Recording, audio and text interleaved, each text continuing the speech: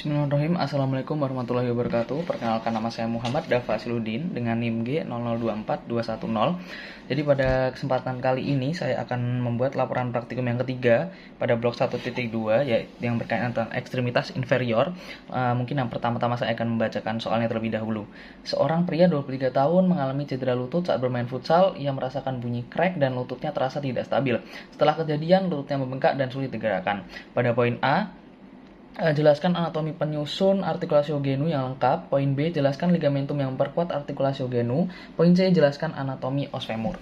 Langsung saja ke poin A, jelaskan anatomi penyusun artikulasio-genu secara lengkap. Baik, artikulasio-genu sendiri itu ada 3. Yang pertama itu ada artikulasio femoropatellaris. Yang kedua ada meniscofemoralis, dan yang ketiga itu ada artikulasio meniscotibialis. Yang pertama ada artikulasio femoropatellaris pada bagian sini. Nah, sesuai namanya artikulasio femoropatellaris berarti dia itu tersusun dari tulang femur dan patella. Selanjutnya ada meniscofemoralis, berarti dia itu dari condylus femoris bertemu dengan meniscus medialis et lateralis. Yang ketiga ada artikulasio meniscotibialis, berarti dia itu dari pertemuan antara condylus tibia dengan meniscus medialis et lateralis.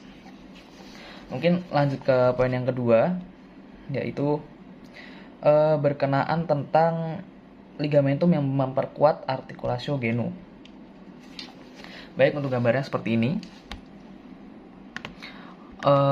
Ligamentum yang memperkuat sendiri itu ada 5. Yang pertama ada ligamentum collateral mediale. Di sini dia letaknya ada di bagian sini. Yang kedua ada ligamentum collateral lateral, dia letaknya di bagian sini. Selanjutnya ada ligamentum patella, berarti dia pada bagian sini, patella. Lalu ada ligamentum cruciatum anterius et posterius. Ya, ini ada kalau secara anterior dia ada pada bagian sini, dan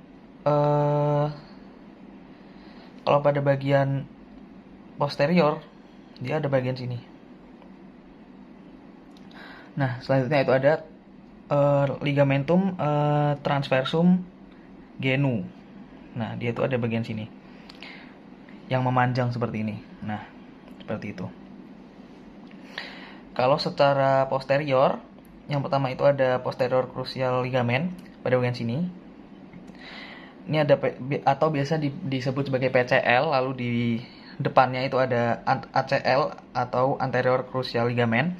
Nah, ACL dan PCL ini yang biasanya itu robek, dan biasanya itu dialami oleh para atlet seperti itu, yang membuat mereka sulit untuk bergerak.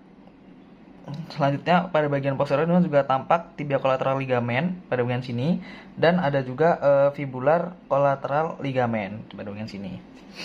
Baik, mungkin cukup pada poin B. Selanjutnya poin C, jelaskan anatomi dari os femur. Jadi os femur sendiri itu secara garis besar dia itu terbagi menjadi 3 bagian. Yang pertama ada epifisis proksimal, yaitu pada bagian atas. Lalu pada bagian tengah itu disebut sebagai diafisis, dan pada bagian bawah itu disebut sebagai epifisis distalis. Nah, yang pertama itu pada bagian epifisis proksimal. Jadi yang pertama itu dia itu memiliki yang namanya itu caput femoris, atau disebut sebagai seperti kepala. Nah, ini yang bentuknya seperti kepala ini. Dia adalah caput namanya. Nah, dia di sisi sininya itu ada fovea capitis femoris.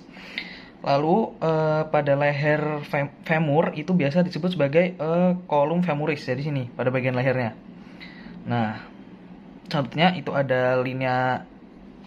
Selanjutnya itu ada linea intertrochantria pada bagian sini. Jadi dia itu seperti garis seperti itu, seperti namanya linea.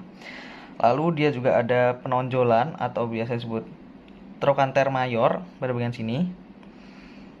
Pada bagian atas itu namanya mayor dan lebih besar, lalu yang pada bagian bawah itu namanya minor. Nah, itu untuk untuk bagian epiphysis proximalis.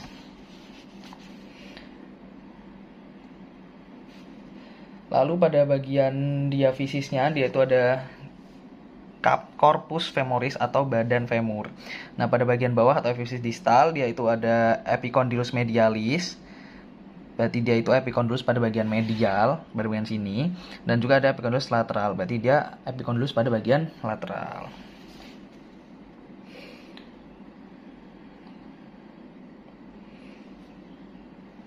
Nah, ini sama seperti yang sudah saya jelaskan tadi, cuman dari sudut pandang yang berbeda. Ini ada kaput, ada column femoris, ada condylus mayor atau condylus minor, ada tuberositas glutea. Nah, tuberositas glutea ini bisa dibilang dia itu teksturnya sangat cukup kasar, jadi cukup khas pada bagian os femur.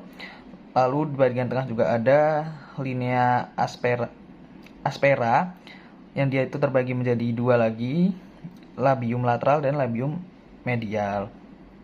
Lalu pada bagian epiphysis yang bagian distal, dia itu ada linea supracondylaris lateralis dan ada yang medialis juga. Lalu dia itu ada fascias juga, namanya ada fascias poplitea pada bagian sini. Lalu ada tuberculum adductorium pada bagian sini. Lalu pada bagian sininya ada epicondylis lateralis dan di bagian sini ada condylus medialis. Sesuai namanya berarti dia itu epicondylus pada bagian lateral dan ada condylus pada bagian medial. Nah, kalau di bawah ini di epiphysis distalnya itu ada condylus medialis, condylus pada medial, di bagian lateralnya juga ada yaitu namanya condylus lateralis. Dan di antara dua condylus medial dan lateral ini dia itu ada yang namanya linea atau ada seperti macam garis seperti itu, namanya ada linea intercondylaris. Karena dia itu ada di antara dua condylaris, makanya namanya intercondylaris pada bagian sini. Lalu ada semacam lubang juga namanya fossa intercondylaris seperti itu. Mungkin itu saja video laporan praktikum 3 dari saya. Kurang lebihnya mohon maaf. Wassalamualaikum warahmatullahi wabarakatuh.